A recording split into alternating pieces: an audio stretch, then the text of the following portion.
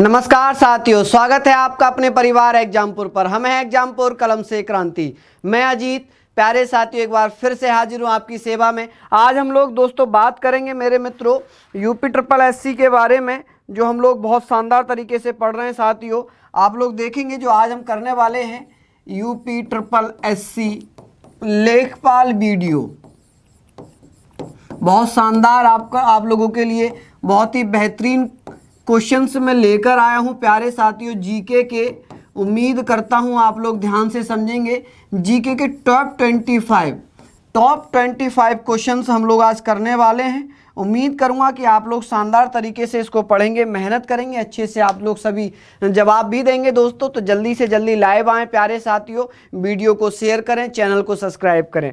साथियों देखिए, आप लोग चाहते हैं अपने परिवार एग्जामपुर के साथ जुड़ना, तो बहुत ही शानदार कोर्स हमारे परिवार एग्जामपुर द्वारा चलाए गए हैं। दोस्तों इस बार ना चूकें, ये जो वैलिड कर दिया गया है 15 अप्रैल तक दोस्तों कर दिया गया है। कब तक? लॉकडाउन की वजह से इसको 15 अप्रैल तक बढ़ा दिया गया है। याद रखेंगे, जो मित्र चाहते हैं इन कोर्सेज को खरीदना, इन कोर्सेज के साथ जुड़ना, जिसमें प्यारे साथियों यूपी स्पेशल के कोर्स हैं, जो यूपी एसआई बनना चाहता है, जो कांस्टेबल बनना चाहता है, लेखपाल बनना चाहता है, प्यारे साथियों वीडियो बनना चाहता है, बहुत ही शानदार यूपी स्पेशल कोर्सेज चल रहे हैं आप लोगों के लिए, तो आप लोग इनको ज्वाइन कर सकते हैं। दोस्तों साथ में रेलवे के कोर्सेज चल रहे हैं, शानदार एनटीपीसी ग्रुप डी के एसएससी के चल रहे हैं, बहुत ही बढ़िया शानदार बैचेस आपको मिलेंगे यहाँ पर।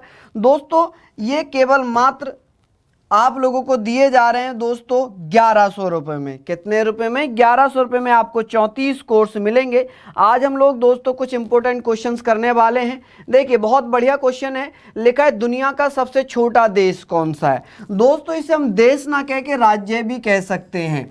ये स्वतंत्र राज्य है। क्या है प्यारे साथियों? ये विश्व का सबसे छोटा स्वतंत्र राज्य कह सकते हैं। और ये कहाँ पर पड़ता है? तो दोस्तों ये इटली के रोमन शहर में है। कहाँ पर? इटली के रोमन शहर में है, रोम में है। कहाँ पर है प्यारे साथियों? रोम में। और ये विश्व का सबसे छोटा है, जिसका नाम है वेटिकन सिटी। अब मैं बात करूं प्यारे साथियों, ये ईसाई धर्म का, किसका? ईसाई धर्म का। प्यारे साथियों जो सबसे बड़े धर्मगुरु होते हैं, जो सबसे बड़े धर्मगुरु हैं, जिनका नाम है प्यारे साथियों पोप, धर्मगुरु जिनका नाम है प्यारे साथियों पोप भी यहीं पर निवास करते हैं। दुनिया का सबसे बड़ा रोमन कैथोलिक चर्च, याद रखना प्यारे साथियों, कैथोलिक चर्च प्यारे साथियों यहीं पर है। कहाँ पर? वेटिकन सिटी में है। उम्मीद करता हूँ आप सभी लोग जानते हैं। इसका एरिया पूछा जाए कि इसका एरिया कितना है, क्षेत्रफल कितना है, तो 44 हेक्टेयर है। कितना है? 44 हेक्टेयर है। याद रखेंगे कितना है? 44 हेक्टेयर है। उम्मीद करता हूँ आप लोग सभी अच्छे से जानते होंगे प्यारे दोस्तों कि कितना है ये 44 हेक्टेयर।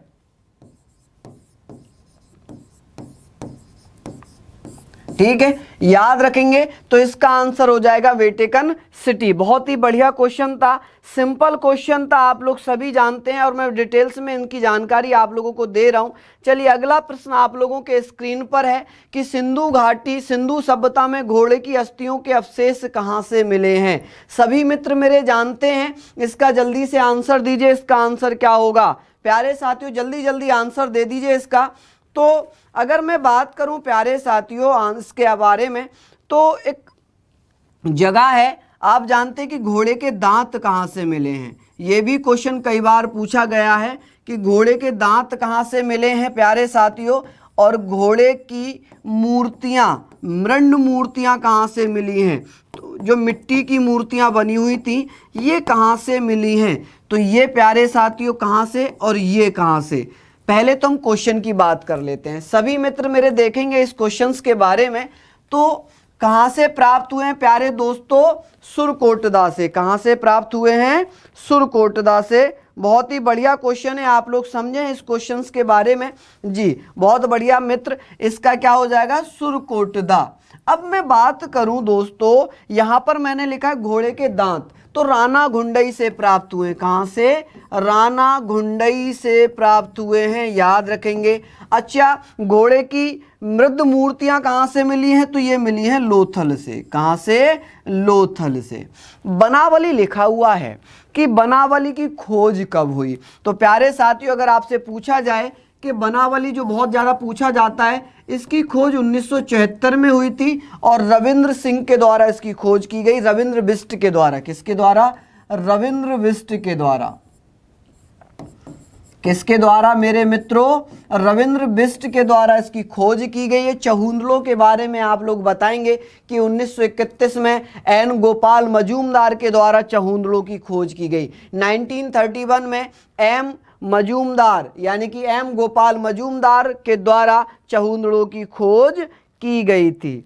चलिए नेक्स्ट क्वेश्चन पे चलता हूं, अगले प्रश्न पर चल रहा हूं प्यारे साथियों। लिखा हुआ है ग्रेनेडा स्थित है। ग्रेनेडा स्थित है, कहां पर स्थित है ग्रेनेडा? जल्दी से बताएंगे मेरे मित्रों कि ग्रेनेडा कहां पर स्थित है। जल्दी जल्दी आप लोग बताते रहें प्यारे साथियों, बहुत ही बढ़िया। देखिए, ग्रेनेडा का अगर एरिया पूछा जाए कि इसका एरिया कितना है, इसका क्षेत्रफल कितना है, तो आप लोग जवाब देंगे इसका क्षेत्रफल 340 वर्ग किलोमीटर है। कितना? 340 वर्ग किलोमीटर, या इसको 340 किलोमीटर स्क्वायर भी लिखते हैं। ठीक है, आप लोग इसको याद रखेंगे। अब ये पड़ता कहाँ है? तो प्यारे साथियों, ये कहाँ पड़ेगा? जल्दी जल्दी बताएं।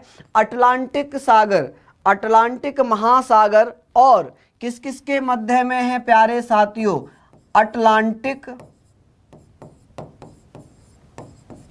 महासागर, अटलांटिक महासागर एवं कैरेबियन सागर के मध्य में है। किस किस के मध्य में?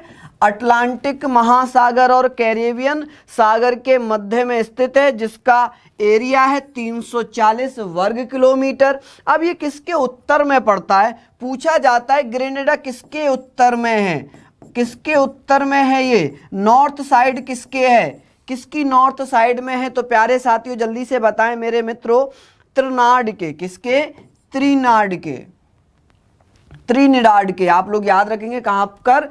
त्रिनिदाद, त्रिनिदाद के उत्तर में ये है। कौन सा जगह है? ग्रेनेडा।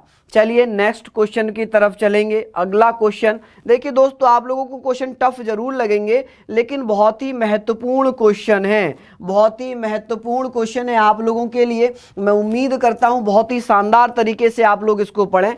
लिखा है वाणिज्य बैंकों के दूसरे राष्ट्रीयकरण में बैंकों का राष्ट्रीयकरण हुआ। तो पहला राष्ट्रीयकरण कब हुआ? पहले राष्ट्रीयकरण के बारे में मैं बात करूं कि पहला बैंकों का राष्ट्रीयकरण कब किया गया, तो इसका पहला राष्ट्रीयकरण प्यारे साथियों किया गया था, आपको याद होगा 19 जुलाई 1969 में। कब किया गया? 19 जुलाई 1969 में, जिसमें 14 बैंकों का राष्ट्रीयकरण हुआ था। कितनी बैंकों का? 14 बैंकों का राष्ट्रीयकरण किया गया। दूसरा कब होता है मेरे दोस्तों? 1980 में। कब होता है? 15 अप्रैल 1980 में। ये भी आप लोग याद रखना कि 15 अप्रैल 1980 में 6 बैंकों का राष्ट्रीयकरण किया गया। कितनी बैंकों का? 6 बैंकों का राष्ट्रीयकरण किया गया था। ठीक है, कौन कौन सी बैंक थी मैं लिख देता हूं, एक ट्रिक यहां पर आप लोगों को याद हो जाएगा कि कौन कौन सी बैंक थी। तो देखो दोस्तों, आ जाओ विजय कांपनान मत। मैं इसको मिटा देता हूं साथियों, अगर आप लोगों ने इसको लिखा हो। चलिए नहीं मिटाता हूं, मिटा ही देता हूं, जब मिट गया है तो यहां पर लिख देता हूं, आ जाओ विजया कांपना मत, कांपना मत। दोस्तों देखेंगे, आ से क्या बनेगा? आंध्रा बैंक। जा से क्या बनेगा प्यारे दोस्तों? पंजाब बैंक। ओ से ओरिएंटल ऑफ कॉमर्स बैंक। विजय से विजया बैंक। कॉप से कॉर्पोरेशन बैंक। तो ये प्यारे साथियों कांपना मत, कांपना ना से न्यू कॉर्पोरेशन बैंक बनेगा प्यारे दोस्तों। इस चीज को आप लोग समझेंगे अच्छे से, बहुत ही बेहतरीन ट्रिक है, आप लोग इसको जरूर याद रखें। चलिए अगले प्रश्न की तरफ चलते हैं। नेक्स्ट है कि कौन सा कृत्रिम बंदरगाह है? कौन सा कृत्रिम बंदरगाह है? जल्दी से बताएं इसका आंसर क्या रहेगा। कृत्रिम बंदरगाह कौन सा है? जल्दी जल्दी आप लोग जवाब दे रहे हैं मेरे दोस्तों, कृत्रिम बंदरगाह कौन सा है? जल्दी से बताएं इसका आंसर क्या रहेगा। बहुत ही बढ़िया आंसर्स आप लोग देंगे। उम्मीद करता हूं आप सभी मित्रों से ज़्यादा दोस्तों आंसर दें। वीडियो को शेयर करें, लाइक करें और जुड़ जाएं अपने परिवार के साथ। जिन्होंने चैनल को सब्सक्राइब नहीं किया है, चैनल को जरूर सब्सक्राइब करेंगे। देखेंगे प्यारे साथियों, कौन सा कृत्रिम बंदरगाह है? तो कृत्रिम बंदरगाह की बात आएगी तो प्यारे साथियों चेन्नई है। कौन सा है? चेन्नई। अब दोस्तों चेन्नई दूसरा बड़ा बंदरगाह आता है, नंबर 1 पे आता है मुंबई, नंबर 1 पे मुंबई आता है, लेकिन कृत्रिम की बात अगर आ जाएगी तो चेन्नई होगा। अब यहां पर चेन्नई कंटेनर बंदरगाह है। कौन सा है प्यारे साथियों? कंटेनर बंदरगाह बन गया है ये। यहां से दोस्तों सामान भेजा जाता है। कंटेनर बंदरगाह से पहले ये यात्री बंदरगाह था। क्या था? यात्री बंदरगाह हुआ करता था। लेकिन प्यारे साथियों जब से यहां से व्यापार करना स्टार्ट किया तब से यात्री बंदरगाह समाप्त कर दिया गया और केवल कंटेनर बंदरगाह रह गया है। सबसे बड़ा मुंबई बंदरगाह है। सबसे बड़े की बात आए तो मुंबई बंदरगाह सबसे बड़ा बंदरगाह है, पोर्ट है। अगले प्रश्न पर चलते हैं। लिखा हुआ है वर्ष 2014 का भारतीय साहित्य पुरस्कार दिया गया। उदय प्रताप सिंह को, गोपाल दास, नीरज को, राधा गोविंद पाठक को, काशीनाथ सिंह को। जल्दी से बताएं यह पुरस्कार देता कौन है? तो प्यारे साथियों इस पुरस्कार को उत्तर प्रदेश हिंदी संस्थान के द्वारा दिया जाता है। उत्तर प्रदेश हिंदी संस्थान के द्वारा ये दिया जाता है। आप लोग प्लीज इसको याद रखें, उत्तर प्रदेश हिंदी संस्थान के द्वारा दिया जाता है। और इसमें जो प्राइज मनी होती है, प्राइज मनी कितनी होती है प्यारे साथियों? आप लोग याद रखेंगे इसमें प्राइज मनी होती है 5,02,000। कितनी? 5,02,000 रुपए। 5,02,000 रुपए इसमें दिया जाता है। आप लोग याद रखना 5,02,000 रुपए इसमें दिए जाते हैं। अच्छा दिया किसको गया? तो 2014 में दिया गया है काशीनाथ सिंह को। पूछा जाए 2015 में किसे दिया गया है, 2017 में किसे दिया गया है, 2018 में किसे दिया गया है? बहुत इंपॉर्टेंट है कि भारत साहित्य पुरस्कार 2015 में किसे दिया गया था? तो आप लोग प्लीज जल्दी से बताएंगे किसको दिया गया। बहुत ही बढ़िया शानदार, विश्वनाथ त्रिपाठी को दिया गया। किसको दिया गया मित्रों? विश्वनाथ त्रिपाठी। याद रखना कि 2015 का विश्वनाथ त्रिपाठी को दिया गया, 2017 का डॉक्टर रमेश चंद्र शाह को दिया गया है। डॉक्टर रमेश चंद्र शाह, कौन?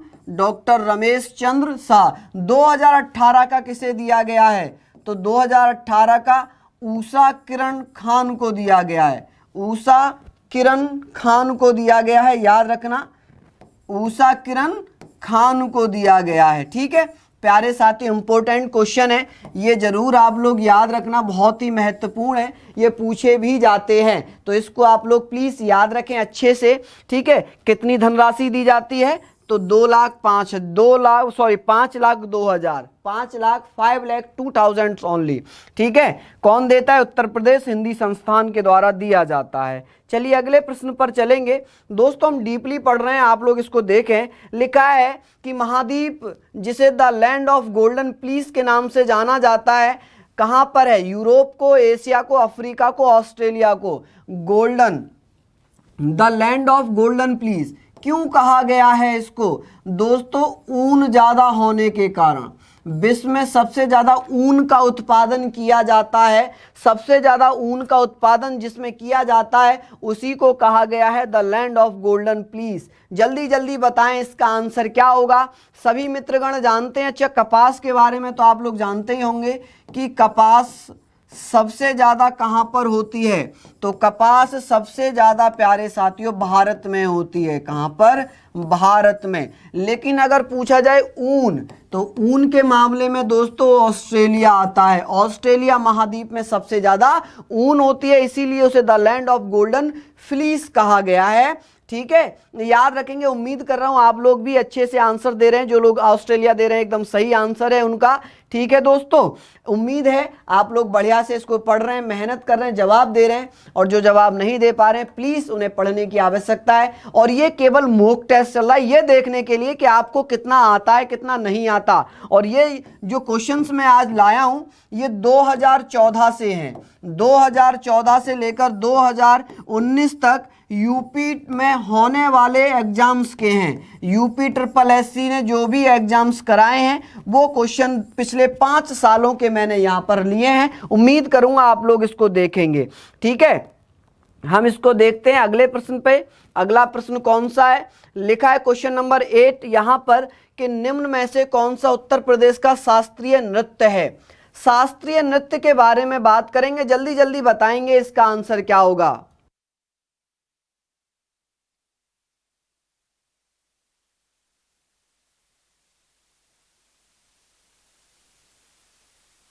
जल्दी से बताएंगे प्यारे साथियों।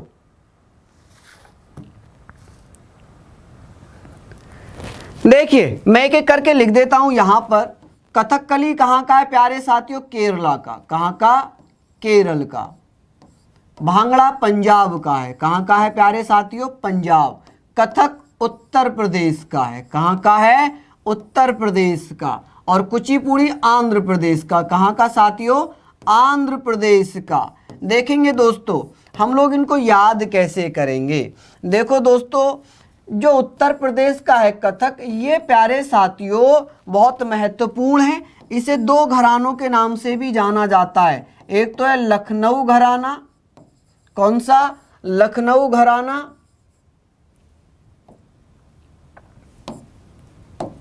लखनऊ घराना। और एक है प्यारे साथियों जयपुर घराना। कौन सा, जयपुर घराना। प्यारे साथियों मध्य काल में ये मुगलों का नृत्य हुआ करता था, मुगलों का शाही नृत्य हुआ करता था, लेकिन धीरे धीरे इसको बढ़ा दिया गया और उत्तर प्रदेश का इसको शास्त्रीय नृत्य बना दिया गया। कथक करने वाले को कथिक कहा जाता है, जो इस नृत्य को करता है उसे प्यारे साथियों कथिक कहा जाता है। यानी कि नृत्य करने वाले को क्या कहा जाता है, कथिक कहा जाता है। ये चीजें भी आप लोग ध्यान रखें। तो इसका आंसर क्या होगा, इसका आंसर होगा प्यारे साथियों, इसका आंसर हो जाएगा कथक। क्या होगा इसका आंसर, कथक हो जाएगा कि उत्तर प्रदेश का शास्त्रीय नृत्य कथक है। चलिए नेक्स्ट प्रश्न पर चलते हैं। लिखा हुआ है ब्रिक्स। ब्रिक्स में ब्रिक्स में कौन सा देश शामिल नहीं है। दक्षिण अफ्रीका, भारत, रूस, बांग्लादेश। जल्दी से बताएं दोस्तों। ये 5 देशों का एक व्यापारिक समूह है, एक मजबूत समूह है, आपस में व्यापार करने के लिए बनाया गया था। स्टार्टिंग में इसमें केवल 4 देश हुआ करते थे। ब्राजील हुआ करता था, रूस हुआ करता था, इंडिया हुआ करता था और प्यारे साथियों चाइना हुआ करता था। लेकिन साउथ अफ्रीका 2010 में जुड़ा है। जो साउथ अफ्रीका है प्यारे साथियों, दक्षिण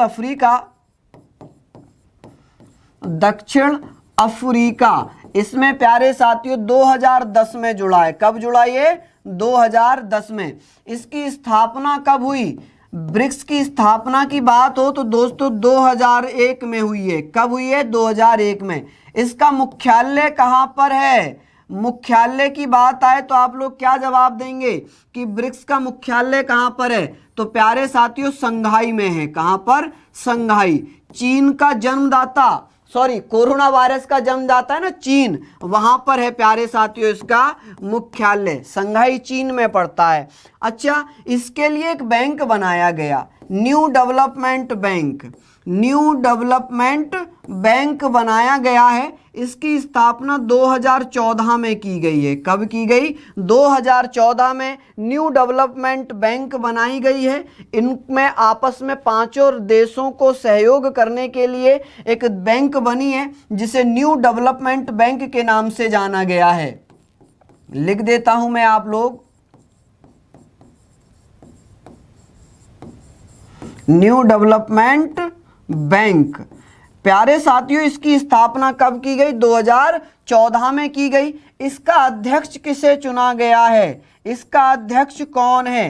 तो प्यारे साथियों इसके अध्यक्ष हैं केवी कामंत। कौन है, केवी कामंत प्यारे साथियों इसके अध्यक्ष हैं। याद रखेंगे कि न्यू डेवलपमेंट बैंक किसका है? ब्रिक्स का है। कौन अध्यक्ष हैं इसके? केवी कामंत। अब प्यारे साथियों इसमें देश कौन कौन से हैं? देखिए, बी से ब्राजील है, आर से रूस है, आई से इंडिया है, एस से साउथ अफ्रीका है और सी से चीन है।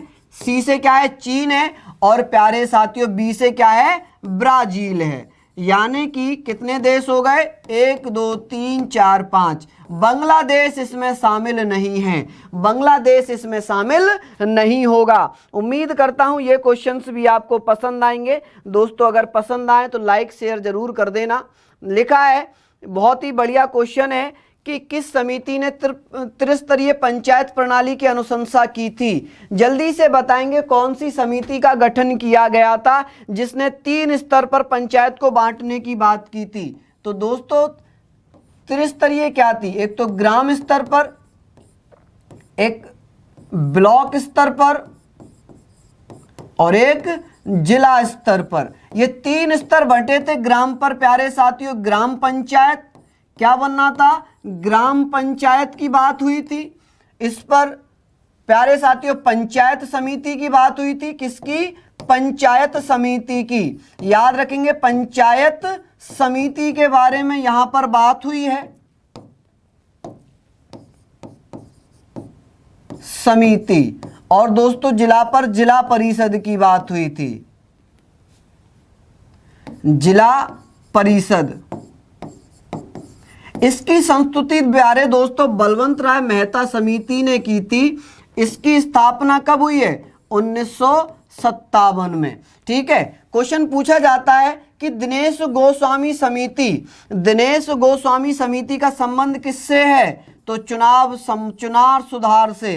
किससे? चुनाव सुधार से है। याद रखना कि इसका संबंध किससे है। तो ये सारी चीजें आप लोग याद रखेंगे। आंसर आपका क्या होगा?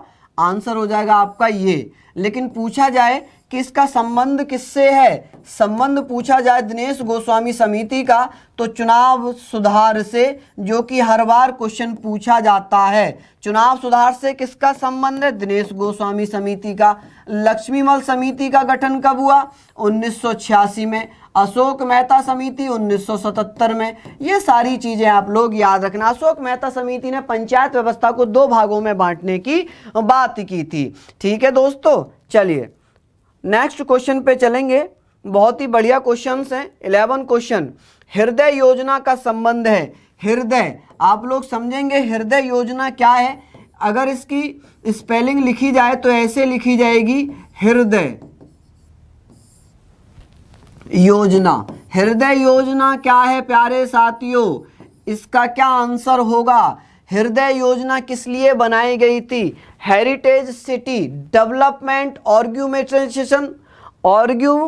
ऑर्गेनाइजेशन योजना इसका फुल फॉर्म है। यानी कि राष्ट्रीय विरासत विकास। हेरिटेज डेवलपमेंट से संबंधित है राष्ट्रीय विरासत विकास। अब प्यारे साथियों इसकी शुरुआत कब हुई? किसने इसकी शुरुआत की? तो प्रधानमंत्री ने के द्वारा की गई। किसके द्वारा? प्रधानमंत्री के द्वारा की गई है।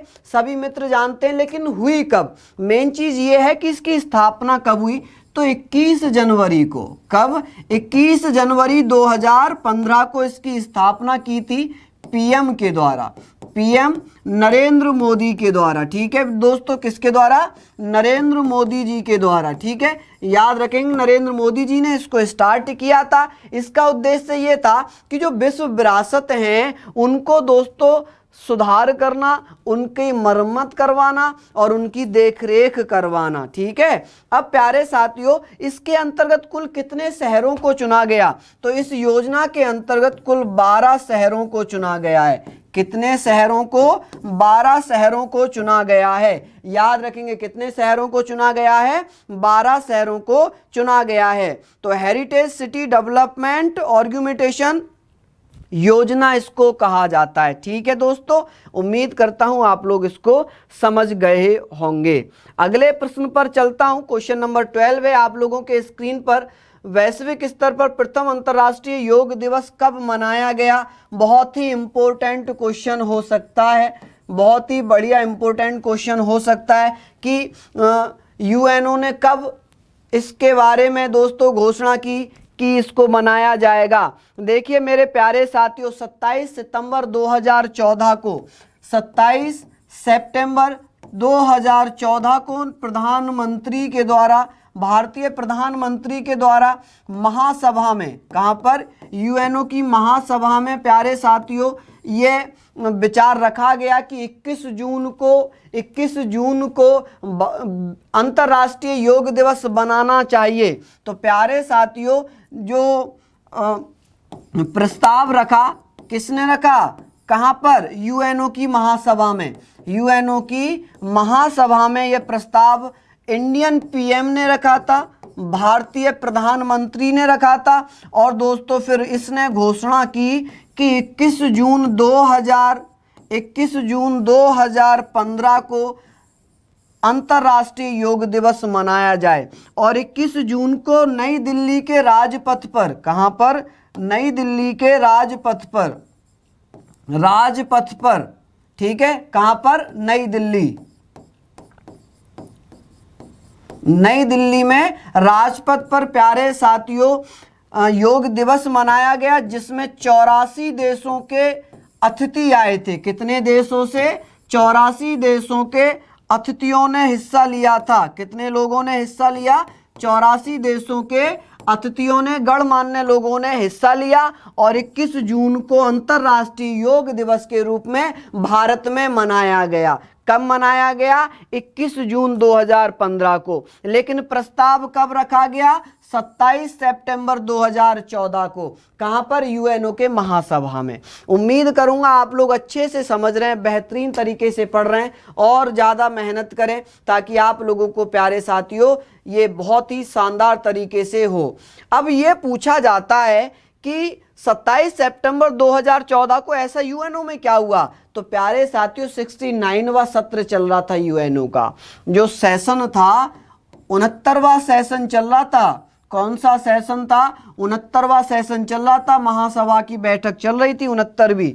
ठीक है, चलिए अगले प्रश्न पर चलेंगे। तो इसका आंसर क्या था? 21 जून था। क्या था मेरे बच्चों? 21 जून 2015 इसका आंसर था। चलिए नेक्स्ट क्वेश्चन पे चलता हूं। अगला क्वेश्चन है कि उत्तर प्रदेश का राजकीय पक्षी कौन सा है? राजकीय पक्षी के बारे में बात की जाए तो सभी जानते होंगे राजकीय पक्षी क्या है, राजकीय पुष्प क्या है, राजकीय पशु क्या है। जल्दी जल्दी बता दें इसका आंसर। बहुत ही बढ़िया जवाब आप सब लोगों के माध्यम से दिए जा रहे हैं मेरे मित्रगण। बताएं इसका आंसर क्या रहेगा, जल्दी से बताइए इसका आंसर क्या होगा। मेरे प्यारे साथियों जल्दी से बता दो इसका आंसर क्या रहेगा। देखिए हम लोग बहुत ही मेहनत कर रहे हैं, आप लोग बहुत मेहनत कर रहे हैं, और आप लोगों का सहयोग हमारे लिए बहुत ज़रूरी है। तो प्लीज़ वीडियो को शेयर करें, लाइक करें, चैनल को सब्सक्राइब करें। और जो मित्र चाहते हैं बेहतरीन तरीके से तैयारी करना, बहुत बढ़िया तैयारी करना, तो डेमो परिवर्तन बैच की चल रहे हैं। ठीक है, आप लोग ज्वाइन कर सकते हैं। इसका ऑफर बढ़ा दिया गया है, 15 अप्रैल तक आप इस ऑफर को ले सकते हैं। मात्र 1100 रुपये में 34 कोर्स कहाँ मिलते हैं? आपका परिवार एग्जामपुर आपको दे रहा है। तो दोस्तों हम बात करेंगे राजकीय राज्य पक्षी की। तो सारस है। क्या है प्यारे साथियों? सारस है। ये विश्व की सबसे लंबी उड़ान भरता है। विश्व की सबसे लंबी उड़ान भरता है प्यारे साथियों। विश्व की सबसे लंबी उड़ान कौन करता है? सारस करता है। इसका वैज्ञानिक नाम क्या है? अगर पूछा जाए इसका वैज्ञानिक नाम क्या है तो आप लोग क्या जवाब देंगे? इंग्लिश में इसे क्रेन कहते हैं। क्या कहते हैं? क्रेन कहते हैं। लेकिन प्यारे साथियों वैज्ञानिक नाम पूछा जाए तो आप लोग क्या जवाब देंगे? आप लोग जवाब देंगे ग्रस एंटीगोन। एंटीगोन। क्या जवाब देंगे? Gross antigone. Antigone. Antigone. Antigone, ये इसका प्यारे दोस्तों वैज्ञानिक नाम है। ठीक है। अच्छा, राजकीय पुष्प अगर पूछ लिया जाता यूपी का, पुष्प पूछा जाता पुष्प, तो आप लोग क्या जवाब देते प्यारे दोस्तों? पलाश। क्या जवाब देते? पलाश। पशु पूछा जाता यूपी का, पशु अगर पूछ लिया जाता तो आप लोग क्या जवाब देते पशु का? तो आप लोग जवाब देते प्यारे साथियों यहां पर बारहसिंगा। बारहसिंगा जो हिरन होता है, बारहसिंगा जो हिरन होता है वो उत्तर प्रदेश का राजकीय पशु है। चलिए बहुत ही बढ़िया, शानदार। अगले प्रश्न की तरफ चलेंगे। अगला क्वेश्चन है आप लोगों की स्क्रीन पर। क्या अगला प्रश्न आप लोगों के स्क्रीन पर है, क्वेश्चन नंबर 14। लिखा है निम्न में से कौन एक संवैधानिक संस्था नहीं है? संवैधानिक संस्था की बात अगर आती है तो प्यारे साथियों ये क्या है? ये यूपीएससी। आप सभी लोग जानते हैं यूपीएससी का वर्णन, यूपीएससी, ठीक है। यूपीएससी ये यूनियन पब्लिक सर्विस कमीशन है, ये स्टेट पब्लिक सर्विस कमीशन है। इन चीज़ों को आप लोग देखेंगे तो ये भी इसका वर्णन संविधान में दिया गया है। वित्त आयोग, इसका वर्णन भी संविधान में दिया गया है, लेकिन योजना आयोग का वर्णन संविधान में नहीं दिया गया है। योजना आयोग 15 मार्च को बनाई गई। कब बनाई गई मेरे दोस्तों? 15 मार्च 1952 को बनाई गई थी, ठीक है। लेकिन अब इसके स्थान पर 1 जनवरी, कब प्यारे साथियों? 1 जनवरी 2015 में नीति आयोग बनाया गया है। क्या बनाया गया है? नीति आयोग बनाया गया है प्यारे दोस्तों। और इसका अध्यक्ष भारत का प्रधानमंत्री होगा। इसका अध्यक्ष कौन होगा? पीएम होता है प्यारे दोस्तों। अभी जल्दी से मुझे होमवर्क में ऑफलाइन कमेंट्स में बताएंगे कि नीति आयोग के सीईओ कौन है और प्यारे साथियों उपाध्यक्ष कौन है? जल्दी से बताइए। नीति आयोग के उपाध्यक्ष, चलिए अभी बता दीजिए। तो इसके उपाध्यक्ष हैं राजीव कुमार। कौन है? राजीव कुमार। सीईओ हैं अमिताभ कांत। कौन है? अमिताभ कांत हैं। चलिए अगले प्रश्न पर चलते हैं। नेक्स्ट क्वेश्चन है कि वर्ष 2062 में इंदु प्रकाश का प्रकाशन किसने किया था? वर्ष 1862 में इसका प्रकाशन नहीं हुआ। इसका प्रकाशन तो इंदु प्रकाश का प्रकाशन प्यारे साथियों 1861 में हुआ था और इसका प्रकाशन किया था हरि देशमुख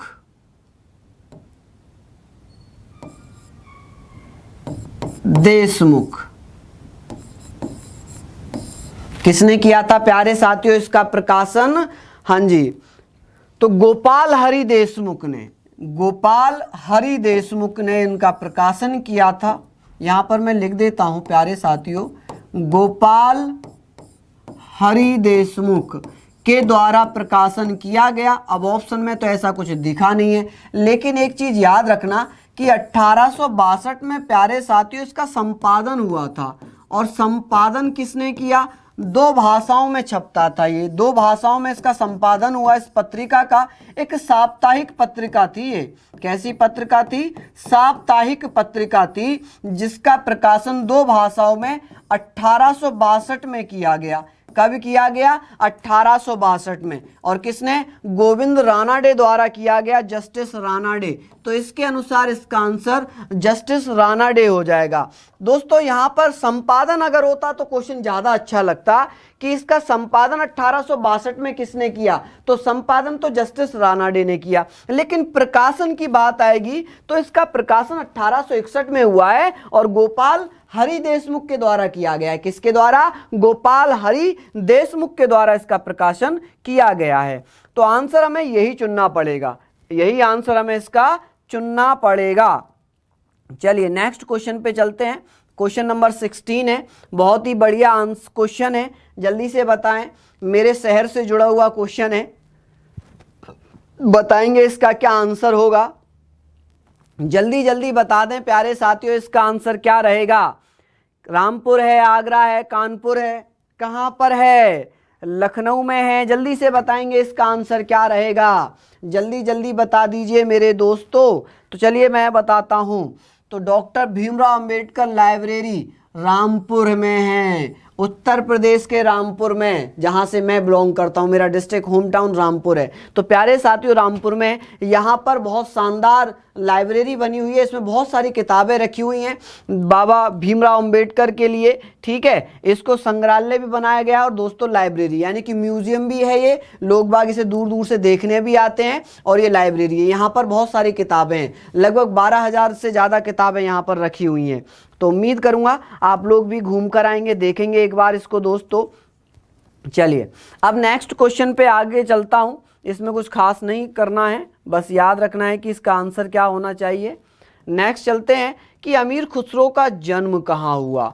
अमीर खुसरो से संबंधित बहुत बार क्वेश्चन पूछा जाता है कि इनका जन्म कब हुआ, कहाँ पर हुआ, सारी चीज़ें आप लोगों को पता होना चाहिए। इनका जन्म कहाँ पर हुआ है तो मैं बता दूं प्यारे साथियों इनके जन्म के बारे में, तो कासगंज एटा। दोस्तों पटियाली पड़ती है एक जगह, पटियाली कहाँ पर है, कासगंज में, एटा में या कासगंज में। तो दोस्तों पटियाली कासगंज में पड़ती है उत्तर प्रदेश में।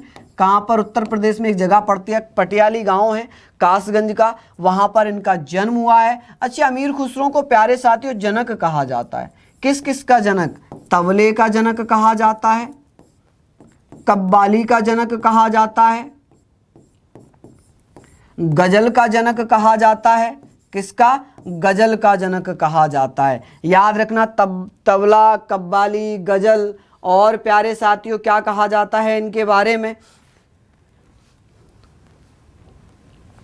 आप लोग इसको लिख चुके हैं या नहीं लिखे हैं, जल्दी से बताएं, इसको आप लोगों ने लिखा है या नहीं लिखा है। तो दोस्तों तबला का, खड़ी बोली का, उर्दू का भी जनक कहा जाता है इनको, और खड़ी बोली का भी जनक कहा जाता है। खड़ी बोली का जनक भी किसे कहा जाता है प्यारे दोस्तों, तो किसे, अमीर खुसरो को कहा जाता है। अच्छा अमीर खुसरो ने तुगलकनामा लिखी है, क्या लिखी है इन्होंने, तुगलकनामा लिखी है प्यारे साथियों, याद रखेंगे तुगलकनामा किसने लिखी है, अमीर खुसरो ने लिखी है। किसने, अमीर खुसरो ने। चलिए अगले प्रश्न पर चलते हैं, क्वेश्चन नंबर 18 पे आते हैं हम लोग कि कंप्यूटर में कौन हार्डवेयर है। हार्डवेयर देखेंगे दोस्तों, जिस पे मैं पढ़ा रहा हूँ इसकी बॉडी हार्डवेयर है, लेकिन ये जो अंदर अंदर चल रहा है ये सॉफ्टवेयर है। हार्डवेयर मतलब जो लगाया जाता है, जिसको टच किया जा सकता है। तो आप लोग जानते हैं CCC को टच नहीं कर सकते, विंडोज 7 को टच नहीं कर सकते, ठीक है। CD रोम तो जानते हैं, CD रोम कॉम्पैक्ट डिस्क, रोम रीड ओनली मेमोरी, हम लोग सभी जानते हैं प्यारे साथी। तो इसका आंसर क्या हो जाएगा, CD रोम। मैं यहां पर लिख देता हूं इसकी full form, compact disc read only memory. उम्मीद करूंगा प्यारे साथियों आप लोग अच्छे से इसको समझेंगे। ये जो है ये क्या है, ये एक हार्डवेयर है। क्या है मेरे दोस्तों, ये एक हार्डवेयर है।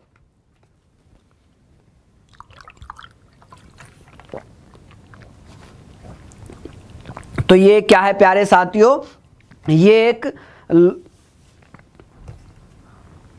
ऑप्टिकल डिस्क होता है।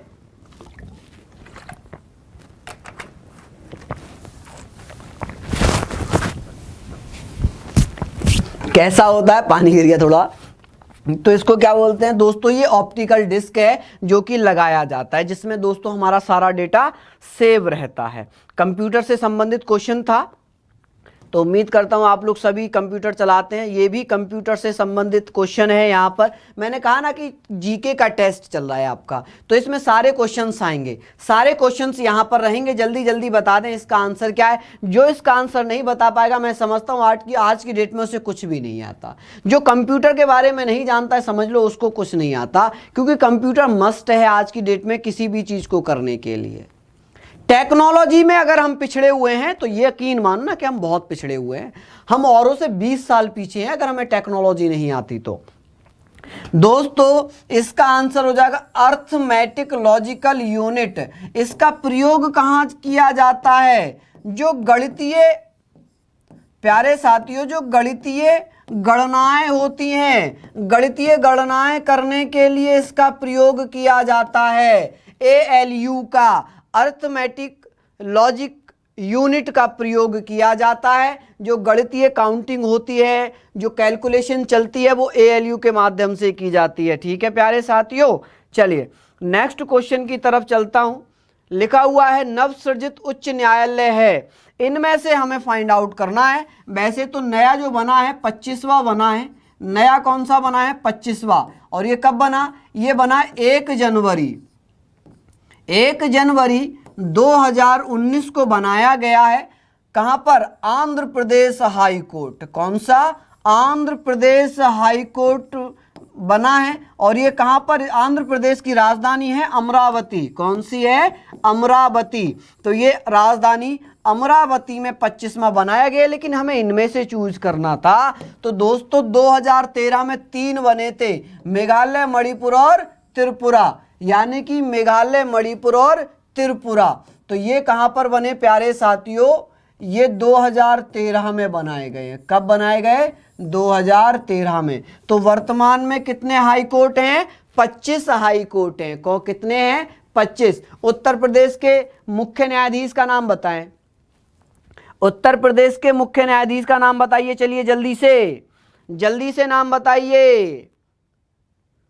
ऑफलाइन में बता देना, सर्च करने लग जाते हैं कुछ भी बोलो तो। देखिए लिखा है भारत का एकमात्र राज्य जहां सामान्य सिविल कोड का प्रावधान है। तो प्यारे साथियों गोवा है, जम्मू कश्मीर है, केरल है या आसाम है? तो प्यारे साथियों एक ईयर है 1965। कौन सा है? 1965 है, जहां पर सामान्य सिविल कोड लगा हुआ है। जल्दी से बताएं 1965 में कहां पर लगाया गया? जल्दी बता दीजिए, जल्दी से बताइए इसका आंसर क्या होगा। मेरे प्यारे साथियों, मेरे मित्रों, जल्दी बता दो इसका आंसर क्या रहेगा।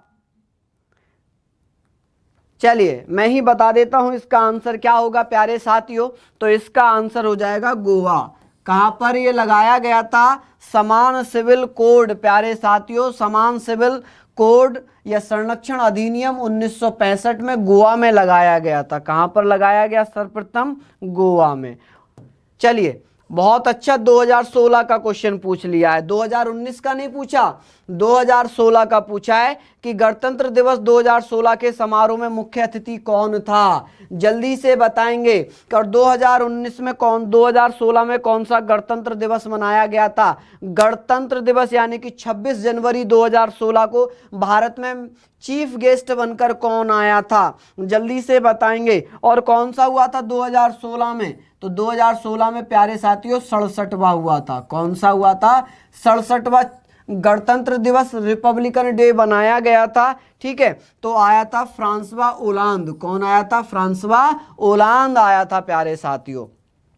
देखिए बराक ओबामा अमेरिका का भूतपूर्व राष्ट्रपति है, शिंजो आबे जापान का प्रधानमंत्री है। ठीक है, और ये फ्रांस ओलांद कहां से आया था? फ्रांस का था। ये कहां का था? फ्रांस का था। ये फ्रांस का राष्ट्रपति था प्यारे साथियों। कहां का? फ्रांस का राष्ट्रपति था। ठीक है, याद रखेंगे कहां का? फ्रांस का राष्ट्रपति। अच्छा पूछा जाए कि ये पूछ ले कि 2019 में कौन आया था, कि 2019 में कौन आया? जल्दी से बताएंगे 2019 में कौन आया था 2019 के गणतंत्र दिवस पर? जल्दी से बताएं। और कौन सा रिपब्लिकन डे मनाया गया था? तो 16 में 67 है, 18 में 68 और 19 में कौन सा बनेगा? 69 बनेगा। कौन आया था? दोस्तों दक्षिण अफ्रीका के आए थे।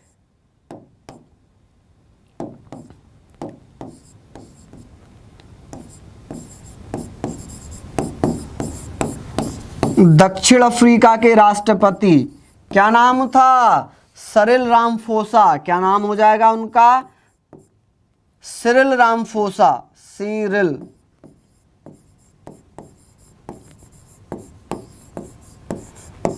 रामाफोसा। याद रखना प्यारे साथियों, बहुत ही महत्वपूर्ण है, ये बहुत ही महत्वपूर्ण है, सिरिल रामाफोसा। चलिए अगले प्रश्न पर चलेंगे। क्वेश्चन नंबर नेक्स्ट पे चलते हैं। क्वेश्चन नंबर 23 है कि कंप्यूटर के जन्मदाता कौन थे?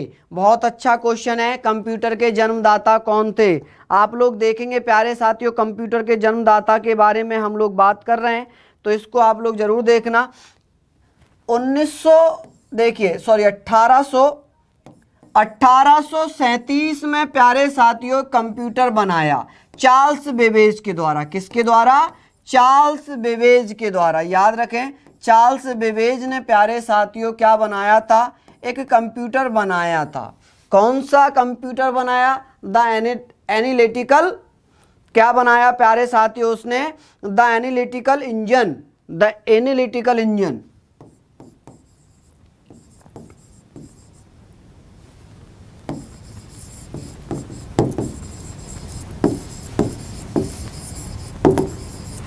आप लोग याद रखेंगे, ये पहले कंप्यूटर का नाम था चार्ल्स बेबेज का। चार्ल्स बेबेज को कंप्यूटर का फादर भी कहा जाता है। क्या कहा जाता है? चार्ल्स बेबेज को फादर ऑफ कंप्यूटर कहा जाता है। देखिए दोस्तों, अब हम बात करते हैं राज्यसभा का सदस्य बनने के लिए न्यूनतम आयु कितनी होनी चाहिए। राज्यसभा का वर्णन कहाँ पर है? अनुच्छेद 80 में है। कहाँ पर? अनुच्छेद 80 में। अब दोस्तों आयु की बात की जाएगी तो आयु 30 वर्ष होनी चाहिए। कितनी होनी चाहिए? 30 वर्ष। लोकसभा की पूछी जाती तो लोकसभा का वर्णन है अनुच्छेद 81 में और इसकी न्यूनतम आयु है 25 वर्ष। यानी कि जो 25 वर्ष का सदस्य है वो प्यारे साथियों राज्यसभा का सदस्य बन सकता है। ठीक है। इसका चुनाव अप्रत्यक्ष निर्वाचन प्रणाली के माध्यम से होता है। आनुपातिक प्रतिनिधित्व निर्वाचन प्रणाली, जिसको हम प्रोपोर्शनल रिप्रेजेंटेशन मेथड कहते हैं, जिसमें प्यारे साथियों जो ज्यादा वोट प्राप्त करता है वो नहीं जीतता। यहाँ पर प्यारे साथियों जिसकी वोटिंग वैल्यू ज्यादा होती है वो जीतता है। हमारे भारत में एक प्रथा चली आई है first past the post system, अग्रता ही विजेता, जिसको सबसे ज्यादा वोट मिलते हैं वो जीतता है, लेकिन वो लोकसभा और विधानसभा में होता है। ठीक है। जहां पर आनुपातिक प्रतिनिधि मत पद्धति हो जाए, सिंगल ट्रांसफरेबल वोट सिस्टम आ जाए, वहां पर प्यारे साथियों वोट वैल्यू निकाली जाती है। क्या निकाली जाती है? वोट वैल्यू निकाली जाती है। चलिए दोस्तों नेक्स्ट क्वेश्चन करेंगे। नेक्स्ट और लास्ट क्वेश्चन है, नाबार्ड की स्थापना कब की गई? तो नाबार्ड की स्थापना प्यारे साथियों 12 जुलाई को की गई। कब की गई? 12 जुलाई को। डेट अगर बता दूंगा तो आंसर आपके सामने आ जाएगा। तो 12 जुलाई को की गई थी 1982 में। ऑप्शन आपके सामने दिख रहा होगा, ये है। दोस्तों ये है क्या? दोस्तों यहां पर हम बात करेंगे कृषि ग्रामीण विकास बैंक हैं। ये कृषि को या कृषि का डेवलप करने के लिए इसकी स्थापना की गई थी नाबार्ड की। इसका मुख्यालय हेडक्वार्टर कहां पर है? इसका हेडक्वार्टर है प्यारे साथियों मुंबई में। कहां पर? मुंबई में। ठीक है। इसकी फुल फॉर्म क्या है? आप लोग मुझे होमवर्क में बताएंगे कि इसकी फुल फॉर्म क्या है। इंपॉर्टेंट क्वेश्चन पूछा जाता है, नाबार्ड की फुल फॉर्म क्या है, स्थापना कब हुई और कहां पर हुई, ये सारी चीजें आप लोग मुझे बताएंगे प्यारे साथियों। किस कमेटी की सिफारिश पर इसकी स्थापना हुई थी? कौन सी कमेटी ने सिफारिश की थी? तो प्यारे साथियों शिवरामन कमेटी। कौन सी? शिवरामन कमेटी की बात कर रहे हैं कि शिवरामन कमेटी की सिफारिश पर नाबार्ड की स्थापना की गई थी। तो उम्मीद करता हूं प्यारे दोस्तों आप सब लोग बेहतरीन तरीके से पढ़ रहे हैं, मेहनत कर रहे हैं। ज्यादा से ज्यादा प्यारे साथियों पढ़ें, मेहनत करें। तो दोस्तों आप सब लोगों के लिए बहुत ही शानदार क्वेश्चंस थे। ज्यादा से ज्यादा आप अपने परिवार के साथ जुड़ें और बेहतरीन नौकरी चाहते हैं, सरकारी नौकरी चाहते हैं, अच्छी बीवी चाहते हैं, अच्छा पति चाहते हैं, तो सरकारी नौकरी ले लें, बीवी भी मिल जाएगी, पति भी अच्छा मिल जाएगा आप लोगों को। ठीक है। और शादी भी हो जाएगी, वरना कुंवारे ही मरोगे। ठीक है। तो आप लोग प्लीज जुड़े अपने परिवार के साथ। नमस्कार, जय हिंद, जय एग्जामपुर, कर विजय एग्जामपुर।